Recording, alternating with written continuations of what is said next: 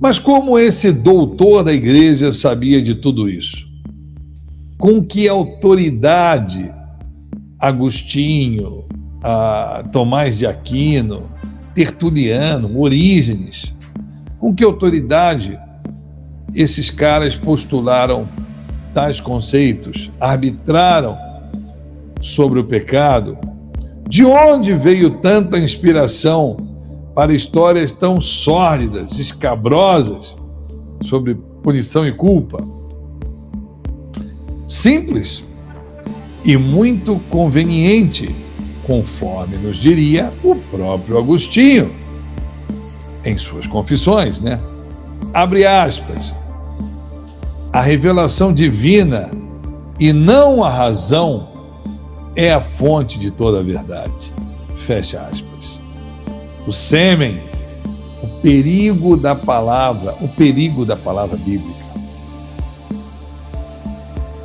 A igreja tratava a autoridade de seus doutores como uma expressão de, abre aspas, Deus em pessoa, fecha aspas. Pois é.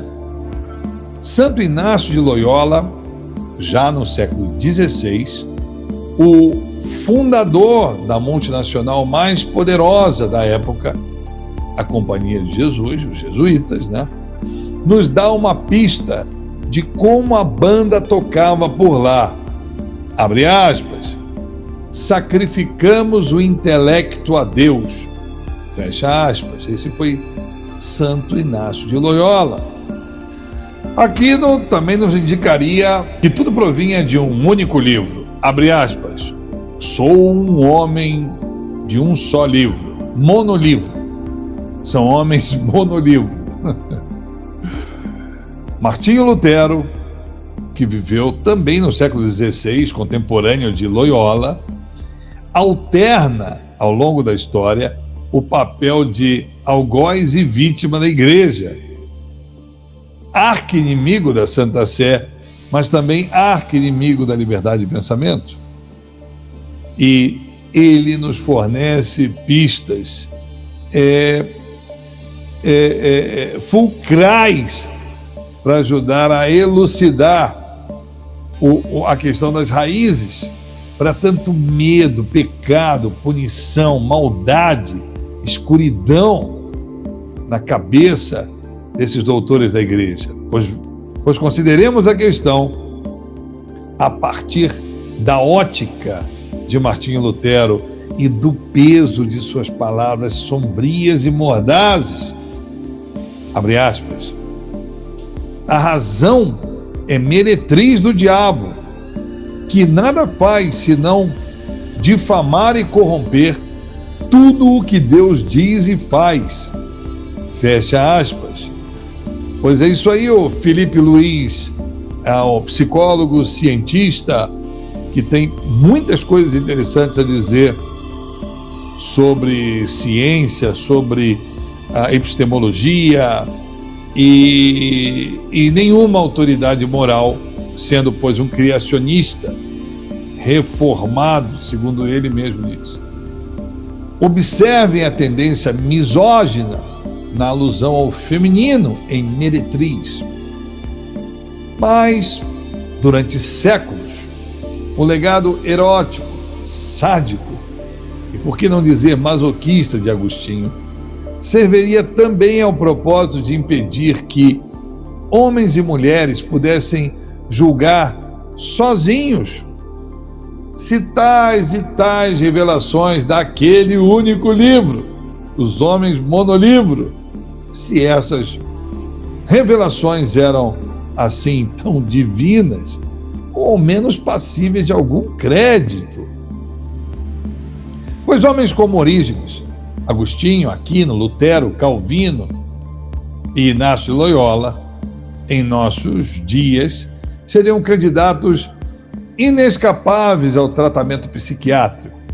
Lembrando ainda que sua loucura não pode ser meramente contextualizada, visto que haviam homens contemporâneos desses santos, dotados de saúde e lucidez, dispostos a endereçar a verdade e que nunca sonhariam em perpetrar, por mínima que fosse, qualquer violência contra outra pessoa, mandar ninguém para a fogueira por sua forma de pensar, enfim.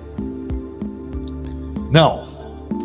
Estes homens santos amargavam problemas com a própria condição humana. E somente mais tarde, séculos mais tarde, passamos a tatear para depois entender sobre a imensa gama de possibilidades ilusórias, delirantes e alucinatórias às quais o cérebro humano estaria sujeito. Desde desvios cognitivos de confirmação e falsos positivos, a epilepsia e a esquizofrenia. Miserere.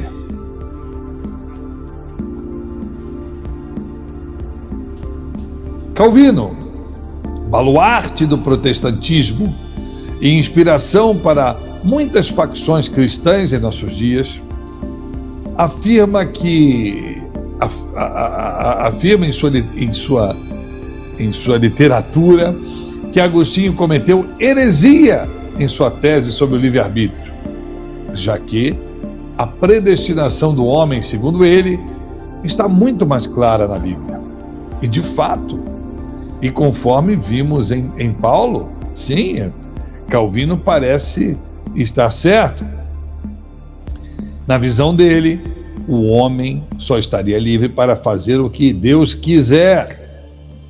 Já estamos todos, portanto, previamente escolhidos, bastando apenas entender o nosso papel e, abre aspas, aceitar Jesus, fecha aspas, o, abre aspas, semeador, fecha aspas.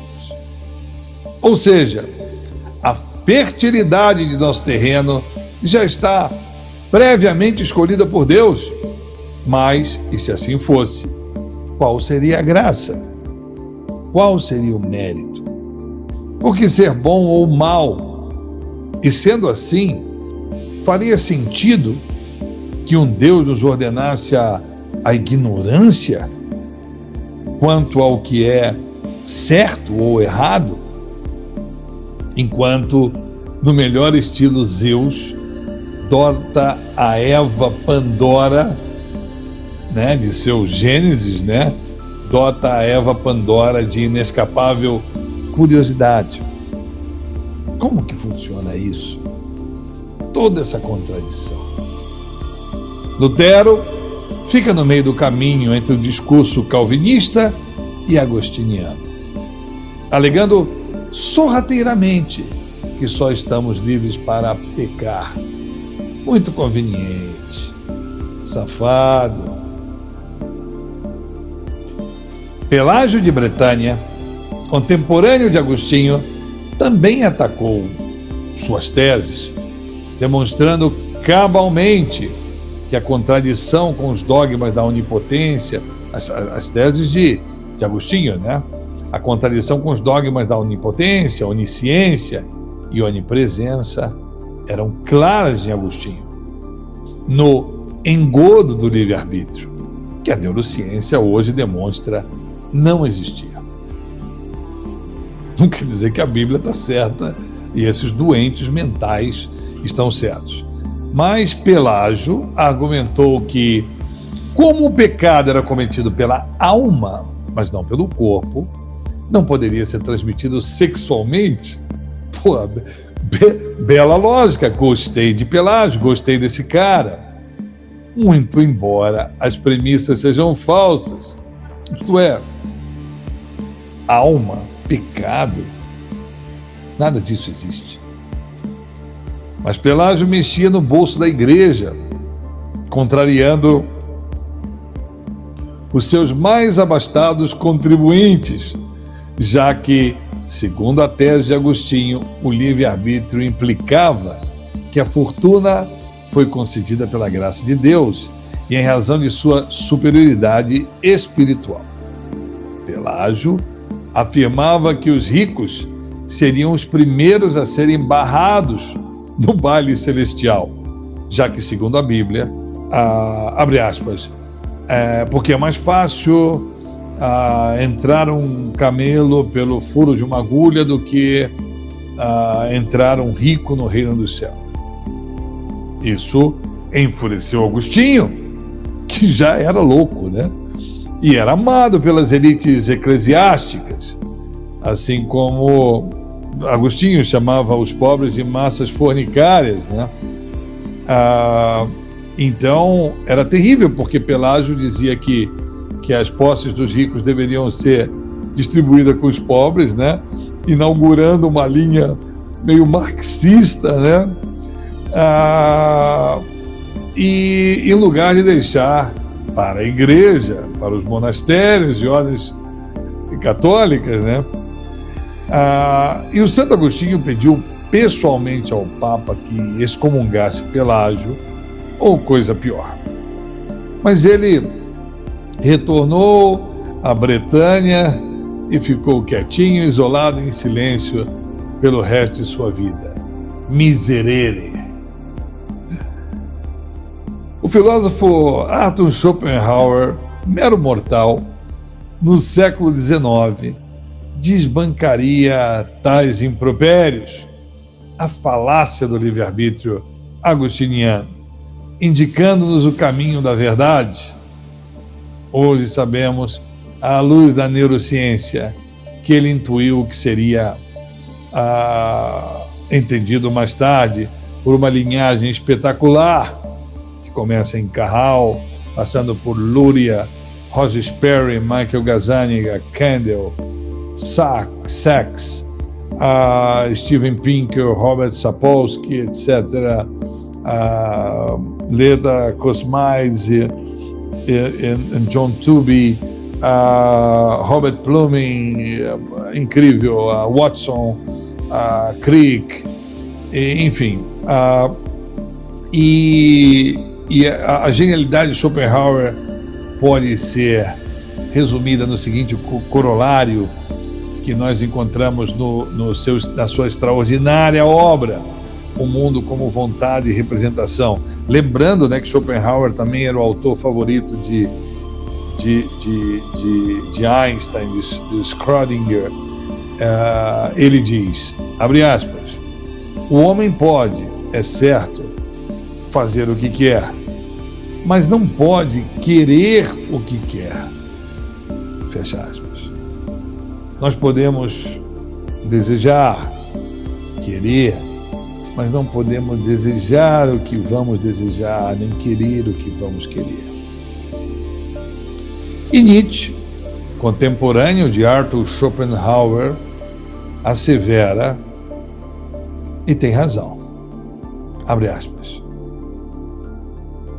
a teoria da vontade, ou seja, do livre-arbítrio, foi essencialmente inventada com a finalidade de castigo, ou seja, por desejo de encontrar o culpado, fecha aspas. Friedrich Nietzsche escreveria essa pérola em seu Crepúsculo dos Ídolos, Crepúsculo dos Deuses. E chegamos ao genuíno e honesto dilema de Epicuro, pensado 3 séculos antes da Era Comum, portanto, antecipando em mais de 2000 anos as reflexões dos filósofos supracitados, né? E Epicuro de Samos, ele mostra o caminho e dá o checkmate, né? Pois vamos com Epicuro. Abre aspas. Deus ou quer impedir os males e não pode, ou pode e não quer, ou não quer nem pode, ou quer e pode, se quer e não pode, é impotente, o que é impossível em Deus, se pode e não quer, é invejoso, o que do mesmo modo é contrário a Deus, se nem quer nem pode, é invejoso e impotente, portanto, nem sequer é Deus. Se pode e quer, que é a única coisa compatível com Deus, de onde provém então todos esses males? Por que razão ele não os impede? Fecha aspas. Pois é, com Epicuro de Samos, deixamos o rei nu, mas ninguém vê. Mas por que reabrir esses casos criminosos? Por que reabrir essas questões que remontam ao início da cristandade? Por quê? Porque não há pecado original algum, nem a sua extensão a toda a humanidade por hereditariedade. E isso deita por terra um sem número de antros estelionatários irresponsáveis pelas maiores atrocidades contra a humanidade, motivação para querelas torpes, guerras, sofrimento e morte. Por quê? Porque isso muda tudo. Precisamos sim falar em tudo isso, porque o freudismo está fundado na sexualização do pecado cometido por Eva, pela mulher, transmutado no abjeto complexo de Édipo, sendo este credo hegemônico na formação de psicólogos no Brasil até hoje. Essas são as raízes deste nefasto fenômeno. Um fenômeno vivo e assustador, sendo discutido hoje nas redes sociais. O negócio, terrível negócio da psicanálise, marca registrada freudiana,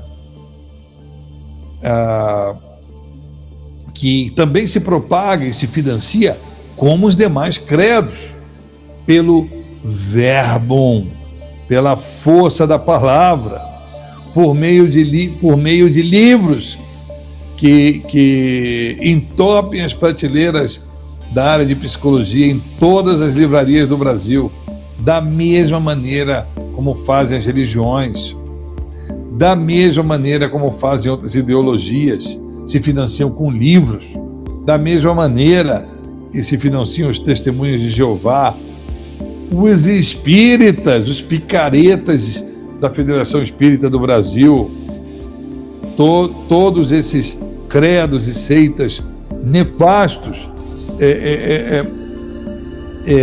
estelionatários, esses business estelionatários, se financiam com livros. No início do século XVII, o Papa Paulo V estava preocupado com a leitura da Bíblia. Conhecedor do poder da semente pelo verbo contido no livro, o monolivro, e os perigos de saber que este livro seria lido. Afinal, qual é o perigo? O perigo é que o livro não passe de uma anedota tribal, sectária, escravagista, misógina e preconceituosa, um instrumento agressivo, sem precedentes, e para o uso daqueles que pretendiam reinar sobre a ignorância. E tanto sabe Paulo V sobre o poder da palavra, que manda as obras de Copérnico e Galileu para o índex. E ele adverte, abre aspas, pois não sabeis como a leitura das Escrituras estraga a religião católica? Fecha aspas. Ele sabe que quando as pessoas começarem a ler o livro, elas perceberão que aquilo ali vai muito longe de algo divino ou bom. Amor na Bíblia? Pois é verdade, Paulo V está certo. A leitura da palavra de Deus estragaria muito o business deles. Logo, eu pergunto, se não pela Bíblia, a religião católica cristã estaria então baseada em quê? Pois despertemos também essa e outras questões que continuam bem pertinentes e vivas até hoje. Despertemos, humanos maravilhosamente imperfeitos.